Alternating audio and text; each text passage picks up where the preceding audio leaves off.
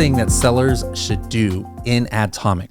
All right, if you have been advertising on Amazon for any amount of time and you are just getting into Atomic for the first time, and this is one of those strategies that it doesn't matter if you're using Atomic or not.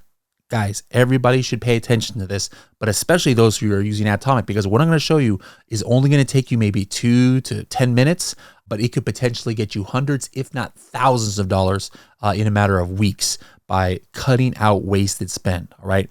Basically, I'm going to show you right now how to audit your PPC account if you have not been, paying too much attention to it. Let's go ahead and hop in. Make sure to go to the analytics page first. And I like to go all the way to the search term level. Now, this is only for those of you who have been running auto or broad campaigns. We are going to look for ones to negative match. Now, I'm probably not going to have too many here that are going to show up because, obviously I've been optimizing most of these campaigns. So hopefully nothing much comes out. I would go ahead and take a look back at either 60 days or 90 days or even more, depending on if you've never done this before. But at least I would do it 60 days if you've been advertising for at least 2 months, right? I'm going to go ahead and say I want to view the ad group right here. And now the next thing is I want to see what search terms did I get 0 orders from. So I put here under PPC orders minimum 0, maximum 0.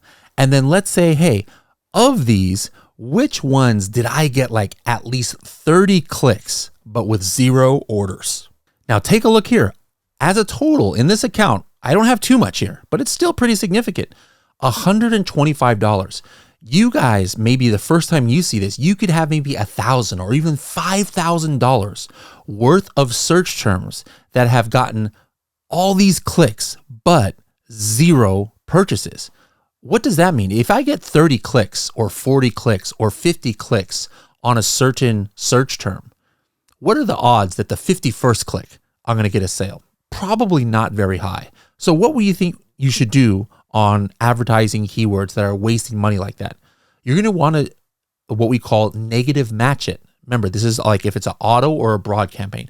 Personally, I do not negative match keywords or search terms, I should say, inside of manual campaigns, like exact manual campaigns or ASIN targeting campaigns, because I like visibility into how many active targets I have. This is kind of like a just general knowledge here, has nothing to do with Helium 10 at all, just my personal strategy. I only like negative matching search terms inside of an auto campaign, broad campaign, or phrase campaign. That's just my personal preference. Doesn't mean that if you negative match in an auto or in a manual campaign, you don't know what you're doing. To each their own. That's just what I'm doing. So that's what I'm looking for. Are there any broad campaigns that I had going on, ad groups or auto campaigns where I had at least 30 clicks and 0 sales? Let's take a look. Here I've got one where I had 24 clicks. Let's just say that my threshold was 24 and it was an auto campaign. I spent $11. What's going to happen if I just keep this going? If I never had negative matched it? What is probably going to happen is Amazon's going to keep showing me for this. I'm going to keep getting clicks. I'm going to get another $10 to spend in a couple weeks and then another $10 to spend, all going down the drain. How do you stop this keyword from showing up or this search term from showing up in this auto campaign? I'm just going to hit this negative match button right here. And then I'm going to choose that campaign. As you guys can see right here, those who are watching this on YouTube, I already obviously had done that before. That's why it's grayed out.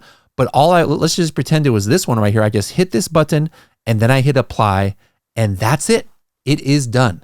Now I am never going to show up in that campaign for that search term again. How cool is that? Pretty cool, I think. Now, once you have done that audit, the second audit you should do is at the target level. Now, the target level is almost in any of your campaigns. You've got targets in an auto campaign. You've got targets in a broad campaign. You've got targets in an exact manual campaign. You've got targets in a video ASIN targeting campaign. Whatever campaigns you have, you are going to have targets. So how do you audit that to make sure, again, this is something you should do from day one when you have Atomic to instantly make sure you are saving hundreds, if not thousands of dollars. Let's go back into Atomic in this analytics page, go to the target tab now, and I like to do the same thing. I'll be like, hey, show me where I have 0 orders, and at least 30 clicks. This is not a magic number, by the way. The 0, yeah, that's kind of a magic number. All right. But the 30 clicks, you guys decide what threshold you want. Now, as you can see, I've already paused so many of these targets. But look at this. Overall, there was actually $300 of spend in this account where I had been getting at least 30 clicks on a target and I was getting no sales. Now, as you can see, I already took action here. But imagine if this was your account and all of these targets were enabled. What do you think you should do on these? You'd want to do exactly what I did here and pause it. So then this $300 of spend maybe that I've paid in the last month, I don't want to have to pay another $300 without any return at all. This is how valuable this can be, guys. This would take you maybe 2 to 3 minutes to pause these targets, and instantly you are saving hundreds of dollars of future wasted spend. So make this the first thing that you do if you've been advertising for any amount of time.